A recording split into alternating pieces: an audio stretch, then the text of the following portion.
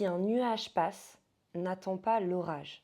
En gros, ça veut dire, c'est justement quand tu amorces des deep conversations quand il fait beau, que tu renforces ta relation parce que vous apprenez à mieux vous comprendre mutuellement.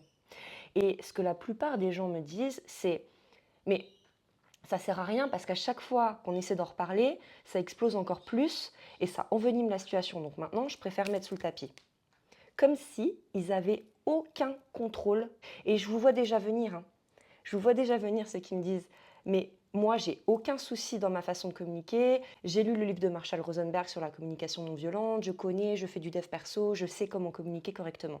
J'entends, sauf que tu es responsable de la dynamique relationnelle. C'est pas moi j'ai dit quelque chose et lui s'est énervé tout seul comme si l'autre est complètement dysfonctionnel. Alors ça se peut. Si tu es en face d'une personne qui est diagnostiquée comme ayant des comportements dysfonctionnels de style pervers narcissique, et là c'est un autre chemin, je te souhaite beaucoup de courage si tu es dans ce chemin-là, ça reste quand même un faible pourcentage de la population.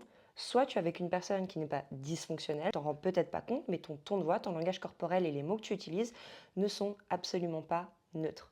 Communiquer, c'est une danse. Tu peux apprendre à danser, donc tu peux apprendre à communiquer. C'est comment je tourne la conversation à mon avantage en utilisant ce que je projette avec mon corps, avec ma voix et avec mes mots. Mouah.